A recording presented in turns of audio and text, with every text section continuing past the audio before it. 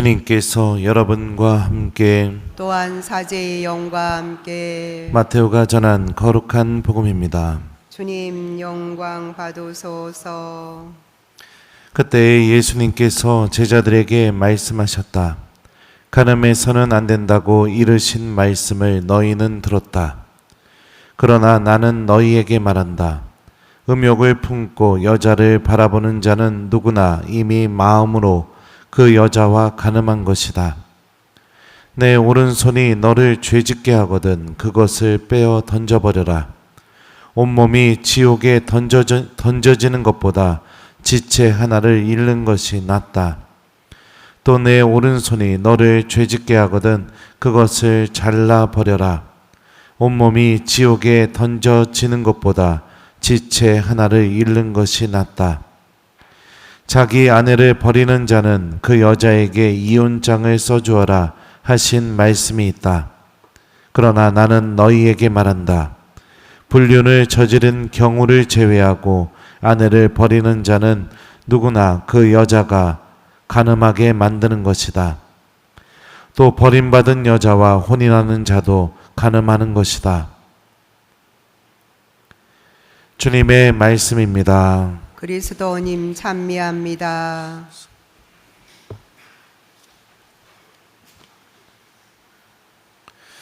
오소서 성령님, 던져버려라. 안녕하세요.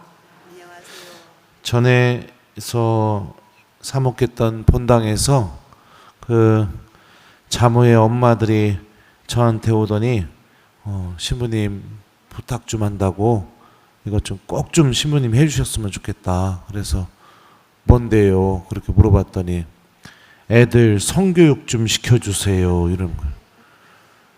뭔 신부 보고 성교육을 자기들을 할 거 다 해놓고서 나보고 성교육하라고 내 진짜.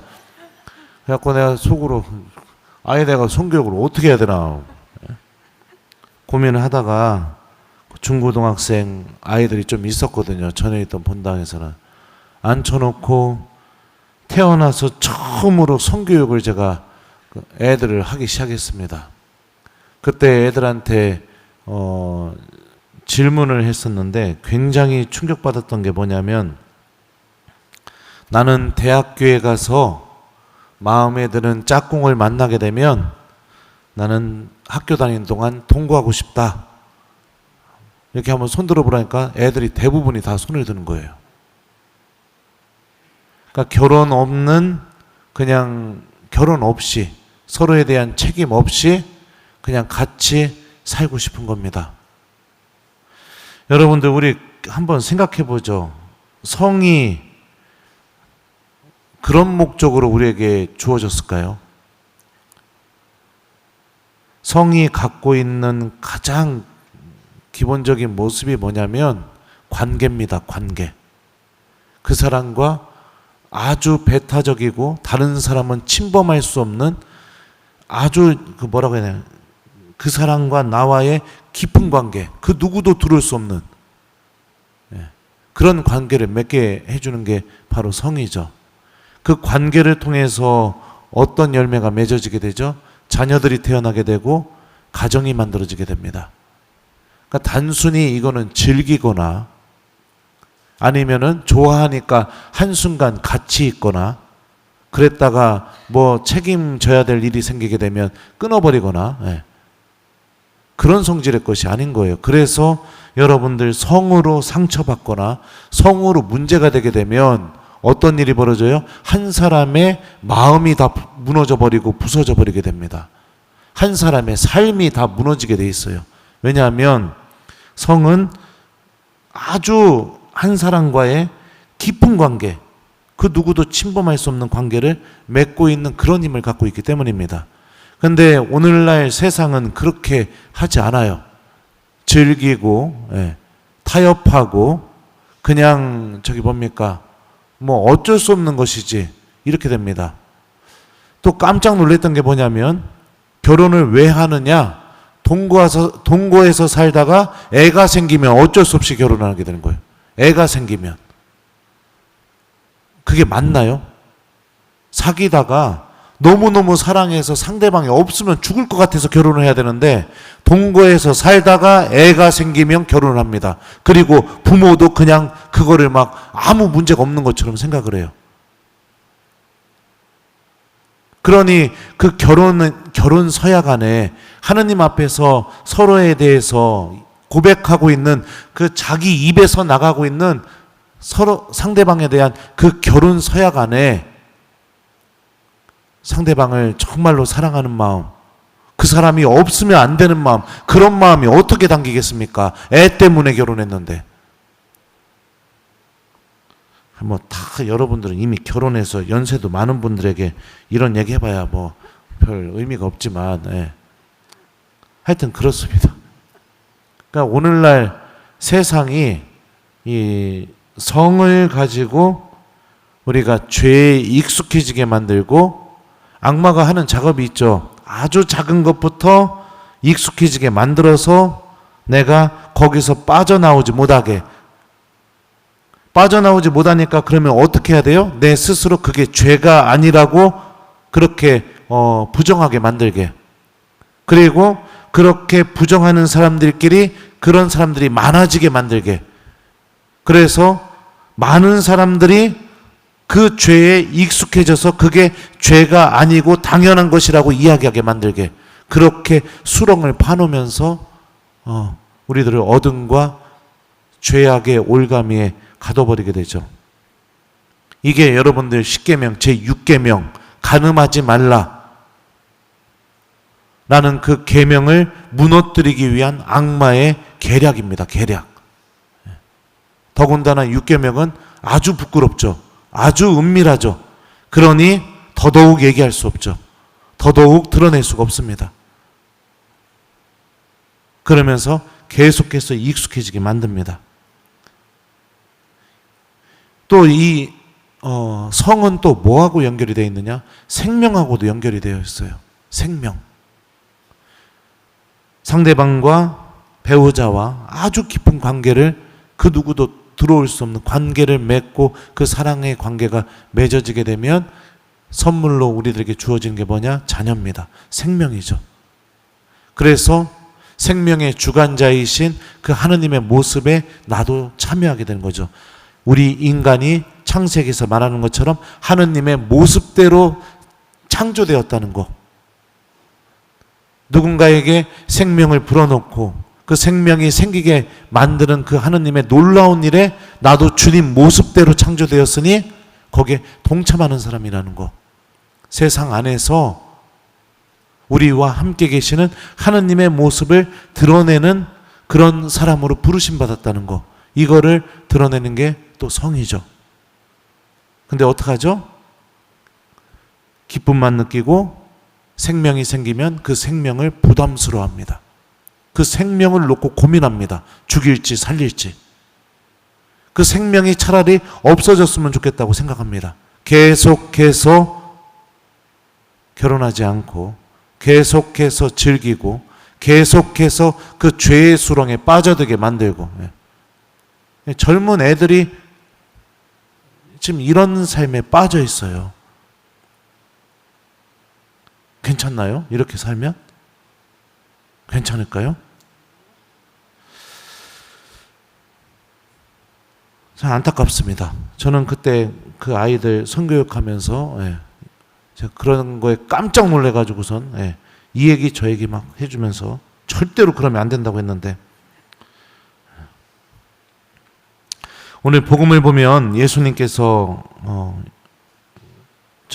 즐겨 반복하는 표현이 있어요. 그게 뭐죠? 첫 번째, 던져버려라. 두 번째 반복되는 표현은 뭐죠? 온몸이 지옥에 던져지는 것보다 지체 하나를 잃어버리는 것이 낫다. 이 예수님 말씀 그대로 실천했으면 전 눈도 빼버려야 되고 팔, 다리 다 잘라버려야 됩니다. 아주 그냥. 사지가 멀쩡할 수가 없겠죠. 이 어떤 의미에서 이런 말씀 하실까요?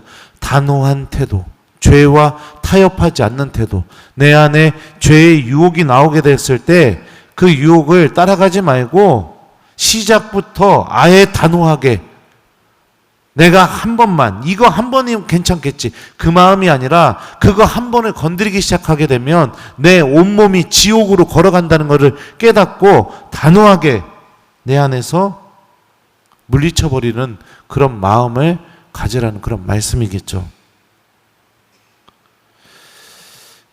악은 이렇게 아주 작은 거, 사소해 보이는 것부터 우리들에게 덫을 만들어 놓고 노려놓고 있습니다. 그리고 그 끝은 내 온몸이 지옥으로 걸어가게 만드는 겁니다. 사랑하는 교회 여러분들, 우리는 하느님을 믿고 있는 사람들이고 성경이 알려주고 있는 진리가 맞다고 우리는 그렇게 생각하는 사람들입니다. 주님께서 말씀하신 길이 맞고 주님께서 우리를 인도하시는 그 길이 맞다고 믿으면서 살아가는 사람들이에요. 타협해서는 안 되는 겁니다. 지켜야 하는 것입니다. 지켜야 하는 것이죠. 사랑도 마찬가지죠. 타협하는 순간 그 사랑은 다 무너지게 돼 있어요. 한 번만. 그죠? 한 번만 타협하게 되면. 차 한 잔 마시자고 해서. 네. 가가지고 차 한 번 먹으면 어떻게 돼요? 또 마시고 싶고, 또 마시고 싶고. 한 번만 타협하게 되면은 다 무너지게 돼 있는 것처럼 우리들의 영혼이 지옥으로 걸어나갈 수 있는 그런 것들이 있다면 우리들은 단호하게 거부해야 됩니다. 여러분들 자녀들 다 결혼해서 손주 다 낳았죠? 손주들에게 알려주세요. 손주들에게. 죽음으로 걸어가는 길이라고. 니들 둘이 좋아가지고 그렇게 사는 게 지금은 좋을지 모르겠지만 죽음으로 걸어나가는 길이라고요. 거기에 어떤 책임이 있습니까? 네. 거기에 하나님의 그 생명에 동참한다는 어떤 믿음이 담겨 있나요? 그 관계에. 그냥 좋아서 같이 살다가 힘들면 헤어져. 근데 성을 통해서 아주 깊은 관계를 맺어놓고 헤어져. 예수님은 이 간음죄에 대해서 이렇게 말씀하시는 거예요. 영혼이 부서져 버릴 수 있으니까요. 오늘 제1독서 말씀 들어보죠. 그러나 주님께서는 바람 가운데 계시지 않았다. 그러나 주님께서는 지진 가운데도 계시지 않았다. 그러나 주님께서는 불 속에도 계시지 않았다. 불이 지나간 뒤에 조용하고 부드러운 소리가 들려왔다. 하느님은 요란한 방법으로 우리에게 찾아오지 않습니다. 눈이 뒤집어질 만한 방법으로 찾아오지 않죠. 그죠? 조용함, 부드러움, 침묵과 아주 부드러운 그 목소리로 우리에게 찾아오신다고 1독서가 우리에게 알려주고 있습니다. 내 마음이 요동칠수록 여러분들 그 요동치는 것들을 따라가지 마시고 내 마음속에 불이 난다고 해서 내 마음속에 지진이 나서 막 흔들리게 만든다고 해서 그것을 따라가게 되면 결국에는 하느님이 없는 곳으로 내가 걸어갈 뿐입니다. 그럴수록 우리는 어떻게 해야 될까요? 조용함과 부드러움이 있는 곳 어디예요? 성체 앞이죠. 예수님의 성체 앞에 머물면서 나를 뒤흔들고 있는 그 모든 것으로부터 내가 하느님을 바라볼 수 있는 그 힘과 은총을 우리가 찾을 수 있어야겠죠. 제자들이 예수님하고 배 타고 가는데 폭풍이 몰려와요. 예수님이 계시는데도 제자들이 어떻게 했어요? 주님, 저희를 좀 살려주십시오. 우리가 죽게 되었습니다. 이렇게 얘기해요. 왜요? 예수님이 보이지가 않는 거예요. 그들과 함께 계시는. 그럼 뭐가 보이는 거예요? 폭풍, 비바람, 파도, 그것만 보이는 거예요. 분명히 그 배 위에는 예수님이 같이 계셔 주시는데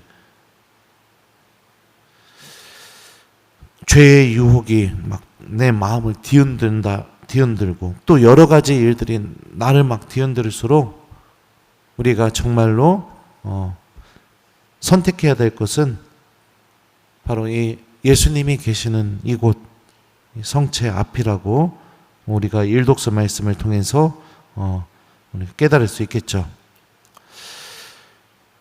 예, 우리 오늘 하루만큼은 복음이 간음죄에 대해서도 얘기하고 있지만 근본적으로는 죄와 타협하는 마음이죠. 예. 그리고 간음죄는 한 번만 타협했다는 이거는 이제 끝나버리는 게 간음죄죠. 빠져나올 수가 없죠. 너무너무 힘들죠. 빠져나오기가. 내 마음속에 일어나는 온갖 죄의 유혹에 여러분들 타협하지 마시고 그런 마음 들 때마다 성당으로 달려와서 예수님 곁에 머무시던가 아니면 그 생각을 멈추고 그 죄의 유혹을 바라보는 그 마음을 멈추고 성호경 긋고 우리의 어머니이신 성모님께 도움을 청하는 기도를 하면서 오늘 하루를 보다 더 거룩하게 보내보려고 노력해 봤으면 좋겠습니다. 숙제드려요. 오늘 숙제는 여러분들 험담하고 싶을 때 또 뭐 죄짓고 싶을 때 특히 습관적인 죄짓고 싶을 때 또 오늘 이 복음 말씀처럼 내가 이 성에 대해서 뭔가 죄를 저지르고 싶을 때 그럴 때마다 멈추시고 성호경 긋고 성모님께 도움 청하면서 성모송 이렇게 바쳐보는 그런 하루를 보내봤으면 좋겠습니다. 타협하지 않고 던져버릴 수 있는 용기가 우리들 안에 있을 수 있도록 우리 어머니이신 성모님께 도움 청하는 하루를 잘 보내보셨으면 좋겠어요. 던져버려라. 아멘.